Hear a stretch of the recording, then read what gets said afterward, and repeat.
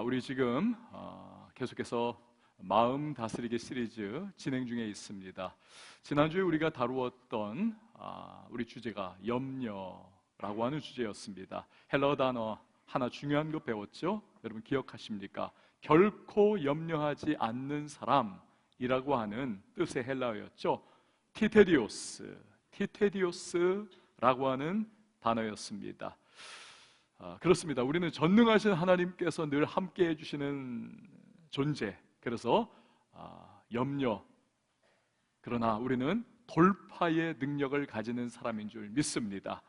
이 시간에 한번 저를 따라서 가슴에 손을 얹고 이렇게 고백을 했으면 좋겠습니다. 하나님, 나는 티테디오스 아무개입니다. 다시 한번요. 아무개 아니라 여러분 이름이에요. 하나님, 나는 티테디오스 누구입니다. 아멘. 오늘은 6번째 죄책감이라는 주제 살펴봅니다. 대부분의 사람에게는 죄책감이 있습니다. 특별히 부모에게는 자녀에 대한 죄책감, 너나 할 것 없이 어느 부분 우리 가지고 있습니다. 좀 더 잘해주지 못한 부분에 대해서, 좀 더 최선으로 지원해주지 못한 부분에 대해서 죄책감이 있죠. 너무 억압적으로 자녀를 대한 것이 아닐까라고 하는 죄책감들 우리도 가지고 있을 겁니다. 심지어는 폭력적으로 자녀를 대했던 그러한 경우가 있었다면 그것은 두고두고 내가 그때 왜 그랬을까? 죄책감입니다. 자녀가 장애아로 태어난 경우에 부모는 이거 나 때문이 아닐까? 아주 슬픔과 죄책감에 어쩌면 평생 그렇게 마음 졸이면서 살아갈 것입니다. 반대로 자녀들도 부모에 대한 죄책감이 없지 않아 있습니다. 부모의 기대에 내가 온전히 부응하지 못했을 때, 내가 그때 왜 부모님에게 그런 말 쏘아 붙였을까? 왜 나는 효도하지 못하고 부모님을 떠나보냈을까? 죄책감이지요. 범죄나 큰 실수, 잘못으로 피해를 끼친 경우에 우리는 피해자에 대한 죄책감을 마음에 가지고 살아갑니다. 가만 보니까 이런 경우도 없지 않아 있더라고요. 남들은 다 너무너무 힘들게 살아가고 참 문제 많고 어려운데 나는 왜 이렇게 편안한가? 나는 왜 이렇게 잘 먹고 잘 사는 그런 환경일까? 이건 착한 죄책감입니다. 그런데 있어요, 누군가에게. 그 외에도 죄책감의 다양한 이유들이 우리에게는 있습니다. 설교를 준비하면서 저 역시 나는 죄책감이 없지 또는 있지 한번 생각을 해봤습니다. 있더라고요. 많습니다. 그러나 그 중에서 탁탁 떠오르는 것 중에 하나가 우선 자녀 3명을 키우면서 부모 노릇하니까 자녀에 대한 죄책감이 있었습니다. 왜 그 어렸을 때부터 그렇게 엄격하게 내가 키웠던가? 조금 더 자유스럽게, 조금 더 나의 기준을 좀 낮추고 지금 생각해 보니까 아무것도 아닌데 왜 혼내고 왜 매를 들고 왜 그렇게 야단을 쳤었던가? 이것이 저의 아픔이기도 합니다. 그때 정말 잘못됐다. 또 하나는 초등부 교사 시절을 생각을 하게 했습니다. 제가 가르치던 초등학교 4학년 반에 후반기가 될 때 한 여자아이가 이제 편입해서 들어왔습니다. 성격이 굉장히 독특하고 강한 아이였습니다. 선생님 말에 뜻을 굽히지 않았어요. 굉장히 자주 혼을 냈습니다. 그러면서 제 마음 한켠에 미움이 좀 싹텄던 것 같습니다. 넌 왜 그렇게 나를 힘들게 하니? 이심전심으로 아이도 느꼈겠죠. 몇 달 지나고 이 아이는 부모님이 멀리 이사가면서 함께 더 이상 보이지를 않았습니다. 목회자가 된 지금도 그때를 생각하며 가끔 후회를 하곤 해요. 잘해줄 걸. 만약에 그때 이 아이가 선생님에게 혼 많이 났던 그것이 상처가 돼서 교회를 안 나가는 그러한 상황이 됐으면 어떨까? 제 마음 한구석에 죄책감과 같은 감정을 생겨나게 했습니다. 후회가 됩니다. 아내에 대한 죄책감도 있습니다. 예전에는, 지금은 아니에요. 예전에는 교회에서 하여튼 밤늦게까지 일하다가 집에 들어갑니다. 아내는 3명을 키우느라고 그렇게 힘이 드는데 남편은 어리석어서 그걸 몰랐습니다. 나는 밖에서 뼈 빠져라. 하여튼 그렇게 뛰고 들어오면 집안이 깨끗하게 정리정돈이 딱 돼 있어야 되는데 하루 종일 집에 있으면서 뭐 하나? 어리석은 거죠. 그때부터 머릿속에 부하가 치미면서 청소 데모를 시작을 하는 겁니다. 팔을 걷어붙이고 제가 청소를 하는 거예요. 그런데 설거지하고 청소하면서 그냥 그 설거지한 것도 고이 안 나요. 탁탁 놓고 가구도 그냥 쾅쾅 옮기고 데모하는 겁니다. 듣냐? 이거예요. 그럼 아내가 피곤한 몸으로 못 견뎌서 결국에는 미안하니까 나옵니다. 그러면 그때 저는 또 말해요. 왜 더 쉬어? 그러면서 마음을 긁어대곤 했었습니다. 그때를 생각해 보면 참 어리숙했고 아내의 마음을 알아주지 못한, 피곤하고 아이들에게 볶이는 것이 얼마나 이게 끝이 보이지 않는 가사노동인데 그걸 몰랐던 거죠. 죄책감으로 마음 한구석에 지금도 미안함으로 남아 있습니다. 지금은 제가 어떨까요? 지금은 어지러져 있어도 저도 같이 에라 모르겠다. 우리 옆에 13년 된 강아지가 또 같이 누워요. 나도 모르겠다. 그러면서 모두가 다 편안해지는 그러한 상황이 되어 버렸습니다. 물론 죄책감이라고 하는 것은 긍정적인 측면도 없지 않아 있습니다. 사이코패스 많습니다. 이 반사회적인 성격 장애를 가진 사람은 죄책감이 없다는 것입니다. 성경을 생각해 봤어요. 성경 안에 이 사이코패스, 반사회적인 성향과 성격 가진 사람 없을까? 있더군요. 이세벨 왕비입니다. 포도원 하나 뺏자고 거짓 증인들 동원해서 나봇을 음해하고 돌로 쳐서 죽게 만듭니다. 그리고 뺐죠. 자식들도 다 죽였습니다. 선지자들도 무수히 죽이고 엘리야도 협박합니다. 죽인다 너. 그런데 이 모든 일에 이세벨은 죄책감이 하나도 없습니다. 반면에 뼈저린 죄책감을 우리가 경험하는 그 순간 내가 평생 다시는 그런 일 안 하리라.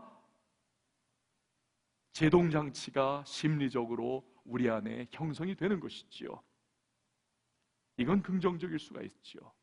하지만 대부분의 경우의 죄책감은 우리를 움츠러들게 합니다.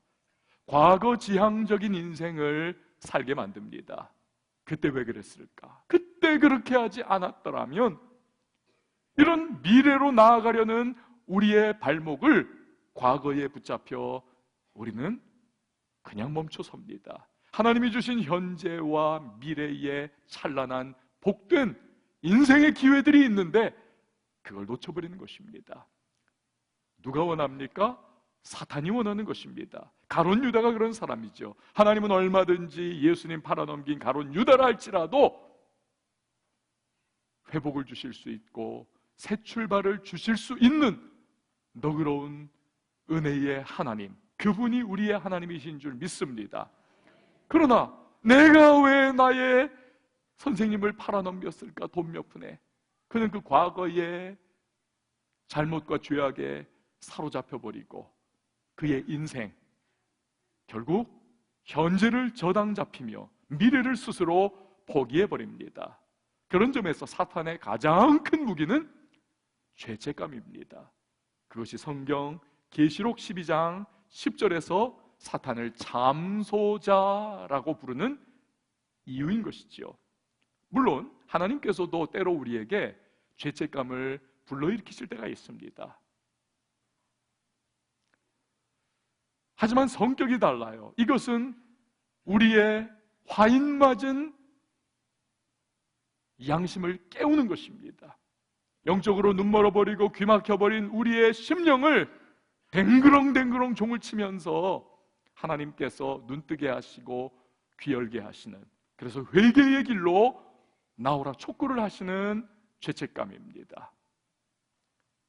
회개해야 용서를 받을 수 있는 것이기 때문에, 회개해야 미래에 받을 큰 심판과 멸망을 벗어날 수 있기 때문에 바울이 고린도후서 7장 9절에서 그것을 이렇게 말씀하지요. 내가 지금 기뻐함은 너희로 근심하게 한 까닭이 아니요 도리어 너희가 근심함으로 회개함에 이른 까닭이라. 너희가 하나님의 뜻대로 근심하게 된 것은 우리에게서 아무 해도 받지 않게 하려 함이라. 그 예로 나단 선지자가 찾아와서 책망하지요. 양심에 거의 화인 맞아서 하나님 잊어버리고 그 불륜과 간음과 그 유부녀의 남편을 전쟁터에서 죽도록 살인교사를 했던, 그럼에도 불구하고 잘 먹고 잘 살고 있던 이 다윗 왕이 그 책망과 그 꾸짖음을 듣고 양심이 살아나고 영의 눈이 열리고 귀가 뜨입니다. 하나님 앞에 회개합니다. 거기에서부터 용서가 시작이 되죠. 하지만 사탄은 그것이 아닙니다. 우리 인생의 폭풍우를 몰아닥치게 하고 폭탄과 같은 문제가 꽝꽝 터지도록 사탄이 하지 않아도 돼요. 음흉한 계략을 어떻게 하면 넘어뜨릴까 짜지 않아도 됩니다. 우리 안에 있는 뿌리 깊은 죄책감을 그냥 툭툭 건드리기만 하면, 그러면 우리 스스로 넘어지고 자빠지고 후퇴하고 주저앉아 버리는 것입니다. 그런 점에서 죄책감은 사탄의 아주 오래된, 그러나 각 개인에게는 새로운 무기인 것입니다. 문제는 우리 안에서 언제 어떻게 터져버릴지 모르는 이런 죄책감은 그 뿌리가 어디에 있는가? 하나님과의 관계의 어그러짐에 뿌리가 있다는 사실입니다. 모든 우리 인류에게 부패한 영적인 유전을 흘려보낸 첫사람 아담과 하와의 사건을 보십시오. 하나님께서 금단의 열매에게 손대지 말라. 하지만 그들은 따먹습니다. 그 순간 나타나는 것이 죄책감, 하나님을 피해 숨는 것이지요. 여러분, 우리도 죄책감에 사로잡힐 때 내가 이런저런 일을 잘못했는데 하나님이 나를 어떻게 보실까? 나를 아주 정죄하시겠지. 공의의 하나님께서 나를 보셨기에, 이런 나를 아시기에 축복의 문이 닫혀버리고 내가 이렇게 구질구질하게 인생이 지금 나가지 못하는 것 아닌가? 이런 식으로 점점 하나님과의 관계를 막아가는 것입니다. 영적으로 아주 부정적이고 비관적인 영향을 죄책감이 줍니다. 그 분명한 것은 죄책감이 많은 사람은 신앙이 정상적으로 성장 어렵습니다. 왜냐하면 신앙의 궁극적인 대상인 하나님에 대한 거리끼는 마음을 갖기 때문입니다. 자, 그러면 이렇듯 좋지 않은 영향을 끼치는 죄책감에 대해서 보통 사람들이 가지는 반응은 무엇입니까? 어떤 분들은 죄책감을 없애기 위해서 스스로를 아주 괴롭힙니다. 나는 나쁜 인간이야, 못된 인간이야, 하지 말아야 할 것을, 끼치지 말아야 할 피해를 끼쳤어. 그 스스로에게 학대하고 스스로에게 벌을 줍니다. 얼마든지 누릴 수 있는 것도 거부하고 누리지 않습니다. 자학의 성을 쌓고 그 안에 들어가서 다가오는 축복과 다가오는 행복과 다가오는 기쁨을 다 거부를 해버립니다. 자기 죄를 씻는다며 그 더러운 겐지지강에 들어가서 몸을 씻는 힌두교도들 보세요. 미얀마에 갔을 때 보았습니다. 너무 못 살아가지고 우리나라 한 60년대도 안 되는 것 같아요. 그 이전 자식들 먹일 것도 없어요. 그런데 그 거대한 불상에 입힐 금박을 입혀야 되는, 그래서 그 금조각들을 그걸 거기에다가 그렇게 들이면서 자기의 죄 문제를, 죄책의 문제를 해결을 하려고 합니다. 오늘날도 수많은 지역에서, 국가에서 여러분, 엄격하게 금욕하고 험한 구도의 순례를 행하는 고행자들을 보십시오. 이들은 다 죄책감에 대한 무언가 대가를 내가 치르고 속죄의 느낌을 얻고자 합니다. 그러나 실상은 자기 학대죠. 알코올, 마약, 쾌락 등으로 죄책감을 잊어보려고 하는 사람도 있습니다. 하지만 결과는 자기 파괴입니다. 더 심각한 중독에 빠져들어가는 것이지요. 데이비드 시멘즈 박사라고 하는 분은 이 내적 치유와 상처 분야에 있어서 굉장히 유명한 분입니다. 저도 많이 읽어봤어요. 상한 감정의 치유라고 하는, 여러분 영상에 나오는 아주 명저가 있습니다. 이 책에 보면 이분이 자기의 친구인 데이비드 벨군 박사의 주장을 이렇게 인용을 합니다. 병에 걸려 입원한 사람들 중 75%가 죄책감으로 말미암은 심리적인 고통 겪다가 여기서 발생하는 질병들로 결국 입원을 하더라.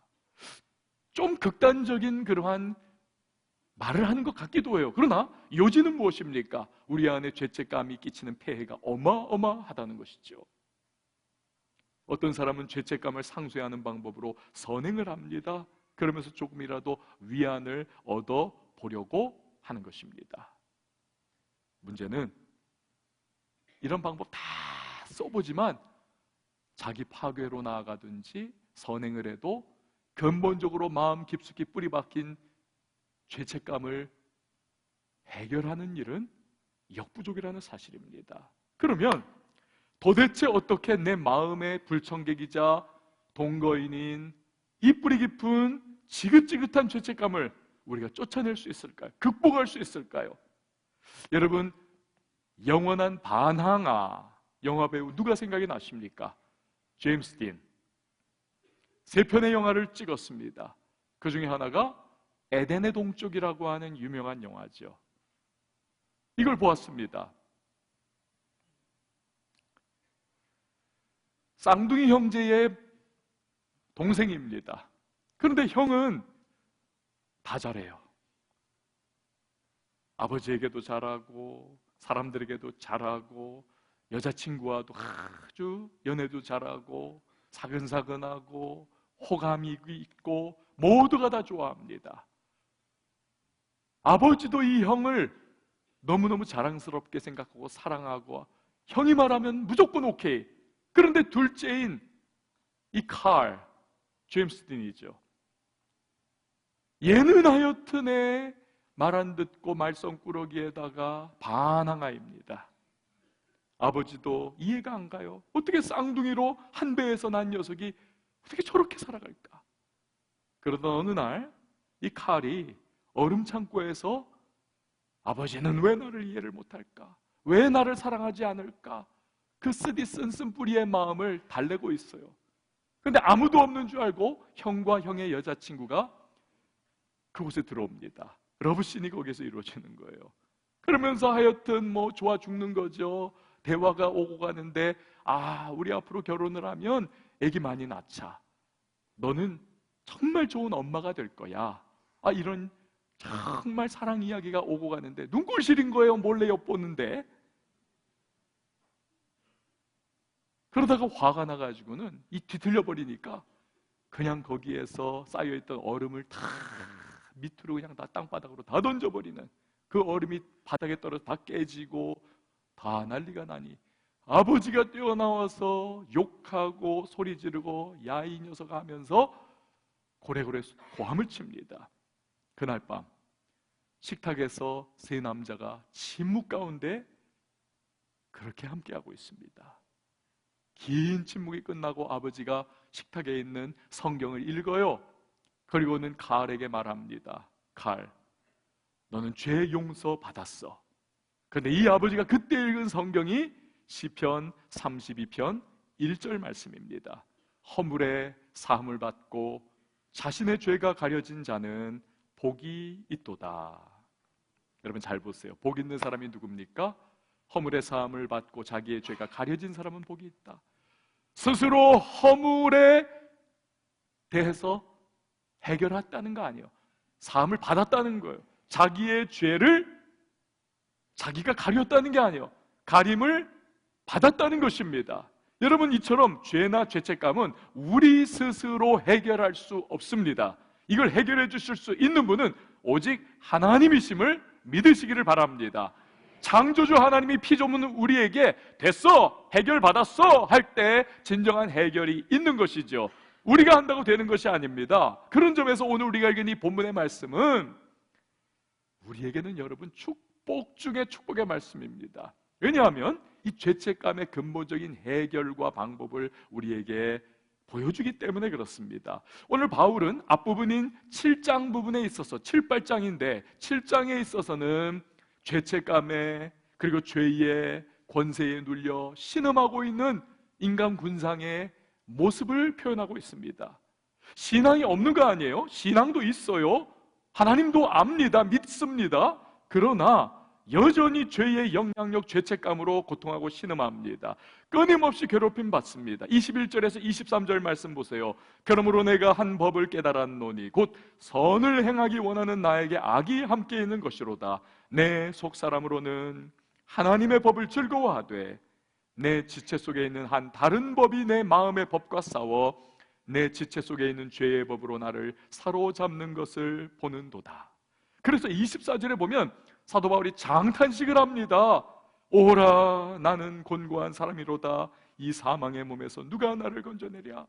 마음으로는 죄의 무거운 짐 다 끊어내고 죄책감을 해방받고 싶은데 살아가다 보니 죄의 영향력, 죄책의 압박에 눌려 이러지도 저러지도 못하는 끌려다니는 자신의 모습, 그게 너무나 고통스럽다는 겁니다. 내 힘으로는 능력이 안 된다는 겁니다. 죄책의 파상적인 공격을 당해낼 방법이 없다는 것이죠. 불가능입니다. 그런데 그 다음에 통쾌하고 놀라운 반전의 드라마가 쓰입니다. 우리 한번 8장 1절 말씀입니다. 시작.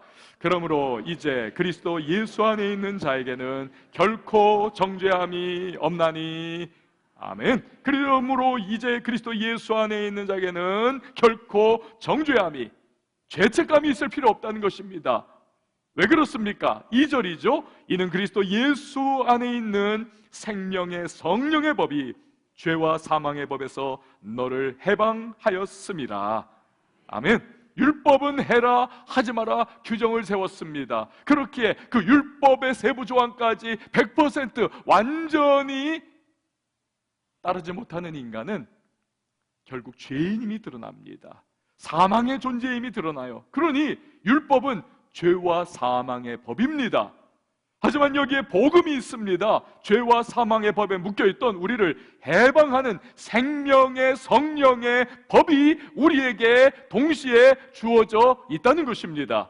그리고 그 법이 그리스도 예수 안에 있다는 것이죠. 어떻게 해요? 구체적으로 십자가 사건이라는 것입니다. 그렇습니다. 십자가에서 예수님 우리의 과거와 현재와 미래의 모든 죄와 죄책을 다 해결해 주신 줄 믿으시기를 바랍니다. 우리가 부족하고 감당해낼 힘이 없어서 죄짓고 실수하고 또 넘어지고 잘못했지만 거기에서 오는 모든 죄책의 대가를 예수 그리스도께서 십자가에서 자기 몸 찢고 자기 피 흘리셔서 다 갚아 주셨다는 것입니다. 그 사실을 분명히 요한복음 19장 30절이 선포합니다. 예수께서 신포도주를 받으신 후에 이르시되 다 이루었다 하시고 머리를 숙이니 영혼이 떠나가시니라. 여러분, 여기서 다 이루었다, 헬라어로 테텔레스타이, 테텔레스타이. 저를 한번 따라해 주시기 바랍니다. 테텔레스타이. 우리가 인류사를 보면요, 세상을 움직였던, 시대를 뒤흔들었던 위대한 명연설들이 있고 선언들이 있습니다. 링컨의 게티스버그 연설과 같은 것이 그것이 아닙니까? 국민을 위한 국민의 정부. 존 F 케네디가 했던 유명한 말, 냉전 시대에 그가 이렇게 주창을 하죠. 국가가 나를 위하여 무엇을 해줄까 묻지 말고 내가 국가를 위하여 무엇을 할 수 있을까 자신에게 물어보라. 흑인 인권 운동가인 마틴 루터 킹 목사님이 외치죠. I have a dream. 이건 간단해서 영어로 합니다. 나는 꿈이 있습니다. 여러분, 이러한 명연설들이 시대사를 움직이고 자유와 해방을 주고 사람들을 이끌어갔죠. 하지만 오고 오는 모든 인류의 역사를 완전히 뒤바꾸고 인류의 운명을 바꾸고 무엇보다 영원을 송두리째 바꾸는 것은 오직 예수 그리스도가 하신 선언 테텔레스타이, 다 이루었다, 이것이야말로 인류 전체의 가장 위대하고 유일한 복음의 자유 대헌장 마그나 카르타임을 믿으시기를 바랍니다. 다 이루었다요, 테텔레스타이.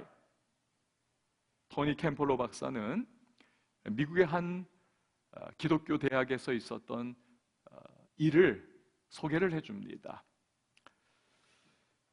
교목 목사님의 사무실에 한 여자 대학생이 찾아와요. 눈물을 쏟습니다. 어렵게 입을 엽니다. 목사님, 저 임신했어요. 친구들이 어떻게 알게 됐어요. 이거 다 퍼져나가고 있어요. 우리 부모님도 곧 있으면 알게 될 거예요. 제가 먼저 알려드려야 되는데 입이 떨어지지 않아요. 우리 아버지 좋으신 분이고 훌륭하신 분이지만 이걸 받아들일 수 없을 거예요. 아버지는 성품이 완고하시고 저를 쫓아내고야 말 거예요. 교목이 말합니다. 학생, 내가 아버지에게 전화해 드릴게. 걱정하지 마. 아버지가 전화를 받습니다. 여보세요. 저는 따님이 다니는 대학 교목입니다. 따님은 정말 좋은 크리스찬입니다. 찬양팀 리더도 열심히 하고 빈민가 애들 공부도 잘 가르쳐주고 그리고 노인 사역도 하고 훌륭한 점 말하자면 밤새도 모자랄 겁니다. 그러자 전화기 건너에서 아버지가 기분 좋은 목소리로 이렇게 대답을 해요. 목사님, 다 아는 사실만 이야기하시네요. 저도 정말 자랑스럽습니다. 여름에는 아이가 방학 때 학교 끝나면은 전도와 교회 일에 열심입니다. 청소년 프로그램도 인도하고 가는 곳마다 이 아이가 있는 곳에 웃음꽃이 피니까 저도 정말 기특하고 너무너무 뿌듯합니다. 그러자 교목 목사님이 드디어 본론을 꺼냅니다. 아버님, 따님이 정말 사랑스러우시죠. 헌신적인 크리스천입니다. 그러면 이제 30초 동안 아버지가 정말 아버지라 불릴 자격이 있으신지 확인해 볼게요. 이렇게 해서 율법주의와 은혜가 대결을 시작합니다. 결과는 율법주의는 은혜 앞에서 패배하고 아버지는 눈물로 이런 고백을 합니다. 목사님, 그 애는 어떤 경우에도 제 딸입니다. 딸애는 여전히 멋진 사람입니다. 제 마음과 우리 교회에는 언제나 딸아이를 위한 자리가 있습니다. 꼭 그렇게 전해주세요. 여러분, 우리는 죄책감으로 고통받습니다. 두려워합니다. 어떻게 할지를 몰라요. 감당할 능력도 방법도 없습니다. 그러나 예수님께서 십자가에서 이루신 테텔레스타이, 다 이루었다는 은혜의 선포는 우리를 율법이 주는 모든 죄책감에서 자유하게 문 열어주고 길 터준다는 사실을 여러분 믿으시기를 바랍니다. 그 능력이 있어요. 다시 한번, 복음이 무엇입니까? 예수님이 내 죄를 위하여 십자가에서 나 대신 죽어 주셨다, 하나님의 모든 진로를 받으셨다는 것이 복음입니다. 그리고 나와 자리를 맞바꾸어서 내가 살아야 하지만 불가능했던 완전한 삶을 그분이 살아주셨고 내가 받아야만 하는 죽음을 그분이 대신 맞바꾸어 죽어 주셨다. 여러분, 이게 복음입니다. 과거 교부 중에 한 분은 이것을 일컬어서 The Great Exchange, 위대한 교환이다 라고 이름을 붙였습니다. 그렇기 때문에 하나님은 나를 보실 때, 여러분 잘 들으십시오. 내가 지난 한 주 동안 어떻게 내가 살아왔는지, 어떻게 내가 행동했는지, 내가 착한 일 많이 했는지, 여러분, 그것을 통해서 하나님이 나를 사랑하시고 나를 받아주시는 것 아닙니다. 오직 예수 그리스도께서 나 위하여 어떻게 살아주셨고 십자가에서 무슨 일을 해주셨는가, 그 관점으로 하나님은 나를 바라보신다는 사실을 기억하시기를 바랍니다. 찬란한 태양빛 밑에서 손전등의 불빛은 의미가 없는 것입니다. 내가 어떻게 잘 살았고 못 살았고는 예수님께서 날 위하여 이루신 일에 어떤 영향도 끼치지 못합니다. 그래서 부족하고 연약하고 죄책감에 시달린다 할지라도 우리는 오늘 예배에 나올 수 있었던 것이고, 하나님은 그러한 우리의 예배를 기쁨으로 받아주시는 것입니다. 히브리서 4장 16절 말씀을 보세요. 우리 같이 한번 읽어봅니다. 시작. 그러므로 우리는 긍휼하심을 받고 때를 따라 돕는 은혜를 얻기 위하여 은혜의 보좌 앞에 담대히 나아갈 것이니라. 아멘. 사랑하는 성도 여러분, 그렇게 우리는 이렇게 말할 수 있을 것입니다. 하나님은 지금 이 순간보다 나를 더 사랑하실 수 없다. 하나님은 지금 이 순간보다 나를 더 사랑하실 수 없다. 여러분, 무슨 뜻입니까? 우리를 향한 하나님의 사랑은 어제나 오늘이나 영원토록 동일하신 하나님. 내가 뭘 잘하고 잘못하고에 의하여 그 사랑이 깊어지고 얕아지는 것이 아니라, 하나님은 독생자까지 주실 정도로 우리를 죄인된 모습 속에서도 사랑하셨고, 오늘 넘어진 상태에서도 사랑하시고, 죄책에 짓눌린 상태에서도 안타까움으로 사랑하시고, 우리가 뭘 잘해도 사랑하시고, 그분의 사랑은 변치 않는 사랑임을 믿으시기를 바랍니다. 사실 이 말은 J.D. 그리어라고 하는 목사님이 하신 말이에요. 그는 복음 본색이라고 하는 책에서 자기의 부끄러운 고백을 합니다. 복음을 알았어요, 여기서는. 그러나 30cm 밑에 여기서는, 가슴에서는 이게 느낌으로 안 다가와요. 평생 교회 다녔고 목사였지만, 복음은 분명히 알지만 그 복음의 자유함과 감격과 행복과 즐거움과 기쁨을 누리지를 못했다는 거예요. 그러니 교회 사역이 부담되고 교회 가기가 싫고 목회에 늘 회의가 들고, 나 같은 목사가 무슨 자격이 있는가. 그러다가 이분이 어느 날 복음의 진정한 의미를 깨닫는 4가지 중대한 사실을 발견을 합니다. 그리고 그것을 기도문으로 압축을 해요. 그 기도를 매일매일 10수년 동안 계속해 오고 있습니다. 그러면서 그의 인생이 바뀌고 그의 사역이 바뀌고 그의 모든 것이 다 바뀌었다고 합니다. 복음의 감격 속에 지금 행복하게 살아간다고 해요. 오늘 이 시간에 여러분에게 그 첫 번째, 우리에게 가장 중요한 첫 번째 단계의 그의 기도문을 잠깐 소개를 해드리도록 하겠습니다. 이런 기도문이에요. 그리스도 안에서 제가 하는 어떤 일도 당신이 저를 더 사랑하시도록 할 수 없고, 제가 한 어떤 일도 당신이 저를 덜 사랑하시도록 할 수 없습니다. 이해가 되십니까? 여러분, 그렇습니다. 예수님께서 테텔레스타이, 다 이루었다, 이 복음의 선포를 하셨습니다. 이걸 제대로 받는다면 우리는 죄책감으로부터 얼마든지 자유로워질 수 있는 것입니다. 그렇다고 죄 좋아하고 죄 짓고 살라는 거 아니에요.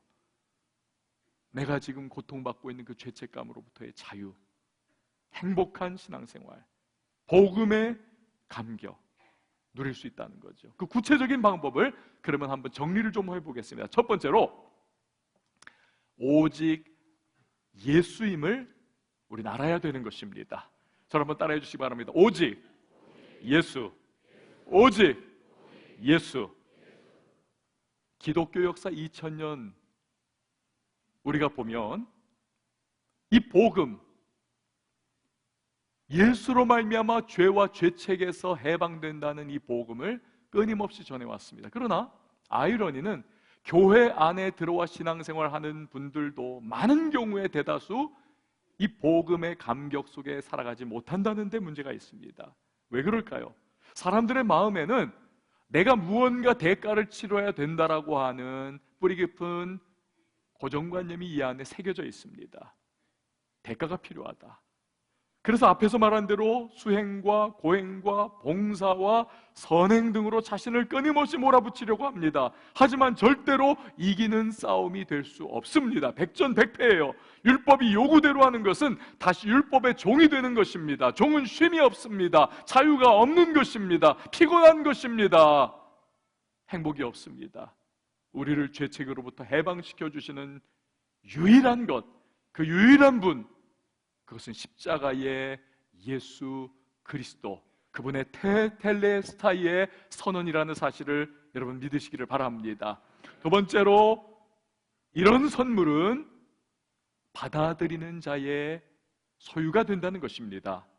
이사야 선지자는 하나님이 예수님 통해서 주시는 위대한 복음의 선물을 이렇게 선언을 합니다. 이사야 53장 5절과 6절을 보면, 그가 찔림은, 예수님이죠, 우리의 허물 때문이요 그가 상함은 우리의 죄악 때문이라. 그가 징계를 받음으로 우리는 평화를 누리고 그가 채찍에 맞음으로 우리는 나음을 받았도다. 우리는 다 양 같아서 그릇 행하여 각기 제 길로 갔거늘 여호와께서는 우리 모두의 죄악을 그에게 담당시키셨도다.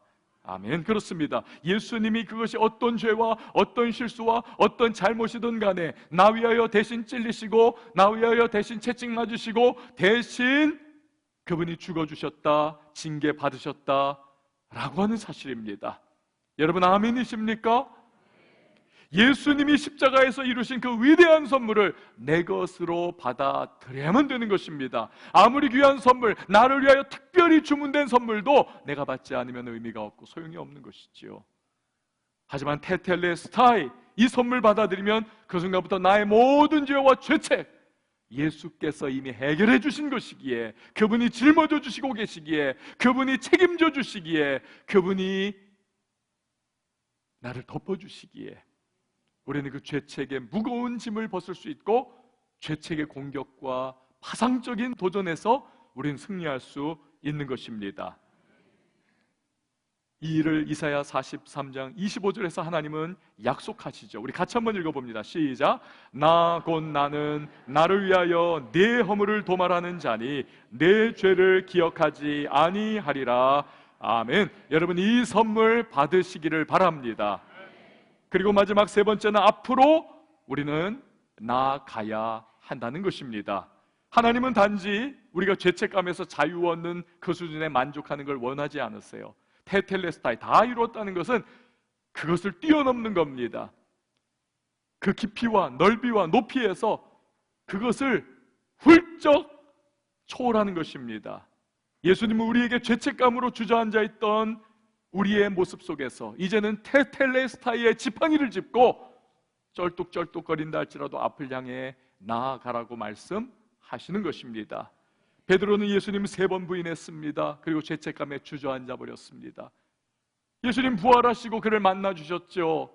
제자들을 만나 주셨습니다. 예수님 살아나신 거 알았어요.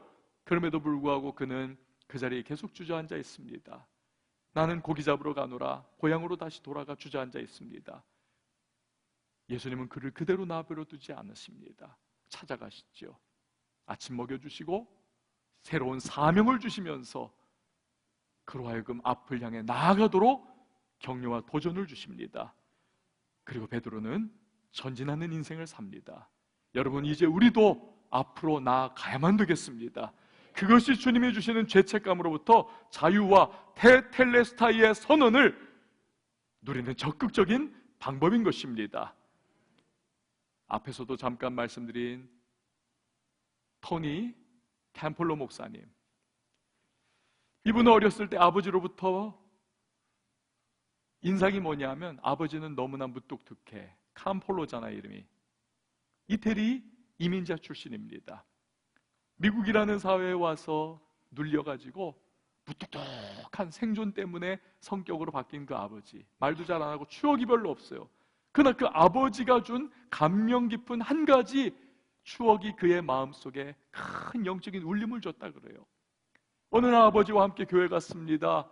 그날 마침 성찬식이었습니다. 그런데 성찬이 쭉 진행되는데 바로 앞자리에 앉은 어느 10대 소녀가 계속 고개를 숙이고 울고 있더래요. 10대 소녀가 고개를 숙이고 울고 있다. 얼굴을 들지 못한다. 무언가 큰 잘못을 저지른 것이 틀림없는 거죠. 드디어 성찬의 떡이 바구니에 담겨 이렇게 앞에 왔지만 나는 못 먹어요. 그냥 가세요. 거절을 하더랍니다.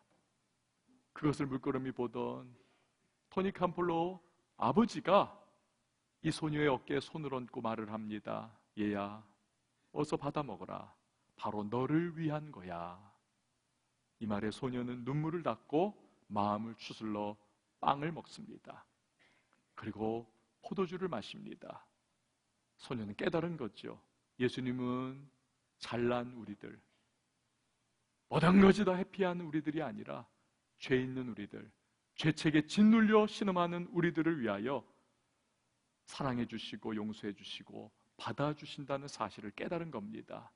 이 소녀뿐만 아니라 토니 캠폴로 역시 그 사실을 깊이 깨달으면서 하나님의 은혜가 무엇인지 알게 되었다는 것입니다. 사랑하는 성도 여러분, 하나님이 우리를 받아주십니다. 있는 모습 그대로 용납해 주십니다. 사랑해 주시고 우리와 함께 해주시기를 원하세요. 그렇다면 그 주님의 은혜 앞으로 나아가야 하지 않겠습니까? 그분에게 나아가면 그분께서는 죄책감으로부터 자유를 누리게 해주실 것입니다. 테텔레스타이, 다 이루었다의 선언은 바로 저와 여러분을 위한 위대한 선물이 될 것입니다. 이 시간 함께 찬양하며 기도하도록 하겠습니다. 슬픈 마음 있습니까? 몸과 영혼이 병들어 계십니까? 크고 작은 죄책과 뼈저린 회한과 후회 때문에 지금 너무 괴로우십니까? 예수의 이름 부르십시오. 테텔레스타이, 내가 다 이루었다고 하신 너의 모든 무거운 짐 내가 이미 해결했다라고 하신 그 예수 그리스도의 이름 안에 구원이 있고 능력이 있습니다. 회복이 있고 전진이 있습니다. 앞으로 나아갈 수 있는 거죠. 우리 찬양하며 함께 기도합니다. 슬픈 마음 있는 자, 몸과 영혼 병든 자, 누구든지 부르시오. 예수 이름 부르시오. 그 이름을 믿는 자, 그 이름을 부르는 자, 그가 어떤 사람이든 그는 구원하리니. 다시 한번 찬양합니다. 슬픈 마음 있는 자, 슬픈 마음 있는 자, 몸과 영혼 병든 자, 누구든지 부르시오. 누구든지 예수 이름 부르시오. 예수 이름 부르시오. 아멘. 그 이름을 믿는 자, 그 이름을 부르는 자, 그가 어떤 사람이든 그는 구원하리니. 예수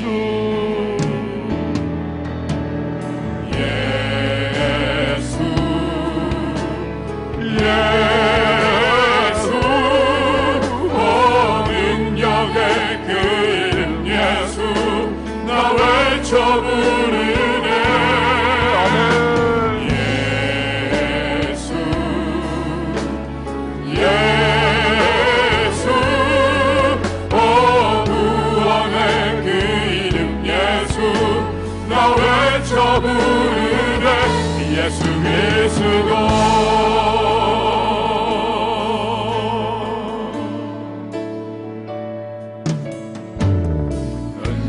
내게 없으나 나 가진 것 너에게 주니. 능력의 이름 예수라. 능력의 이름 예수라. 그 이름을 붙드시오. 그 이름을 붙드시오. 아멘. 그 이름을 믿는 자, 그 이름을 외치는 자, 그가 어떤 사람이든 그는 주의 영광 보리라.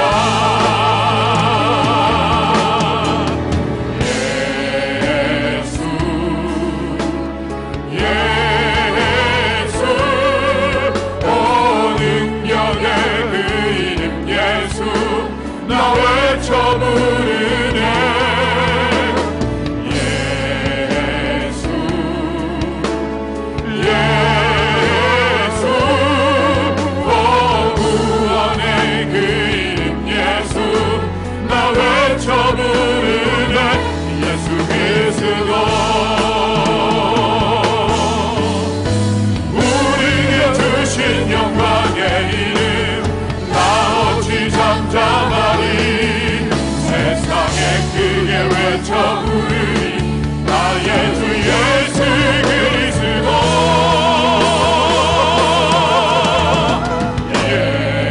예수 예수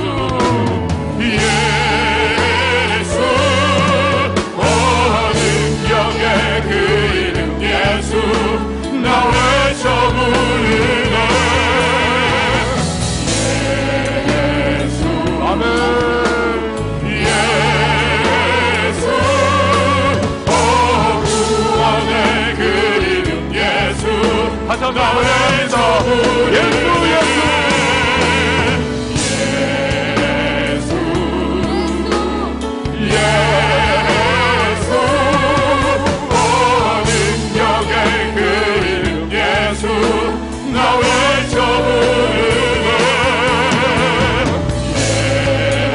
예수 예수 오 구원의 그 이름 예수 나 외쳐 부르네. 예수 그리스도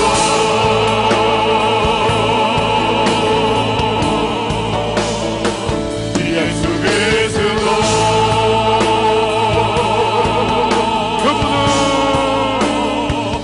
예수 그리스도.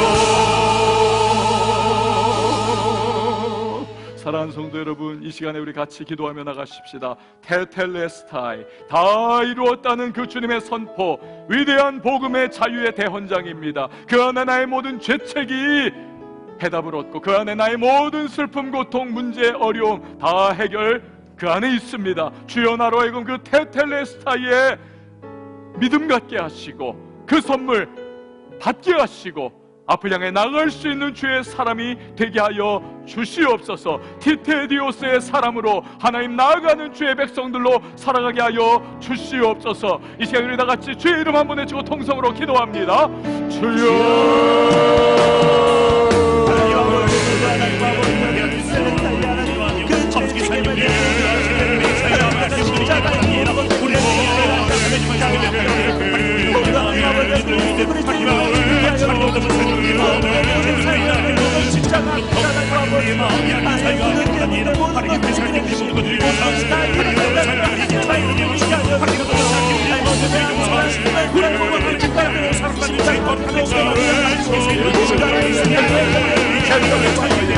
위대한 복음의 관계된 하나님의 믿음으로 받는 하나님의 선물을 인정하고 앞으로 나갈 수 있도록 대답하소서. 기태교의 사람으로 결코 영영아 참여하지 못하는 하나님을 위하는 사람으로 나갈 수 있도록 되게 하여 주시옵소서.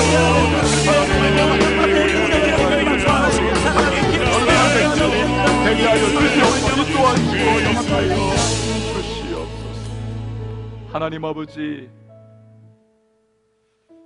테텔레스타이, 다 이루었다고 하신 주님의 말씀을 신뢰하며 오직 예수 안에 나의 인생 문제 해결에 해답이 있음을 믿고 그 선물 받는 자 되게 하여 주시옵소서. 또한 앞을 향해 전진하는 믿음의 사람 되게 해주셔서 그 주님의 복음의 자유의 대헌장이 얼마나 위대한 것인가를 깨닫고 체험하고 살아낼 수 있는 주의 사람들 되게 하여 주시옵소서. 예수님의 이름으로 기도합니다. 아멘.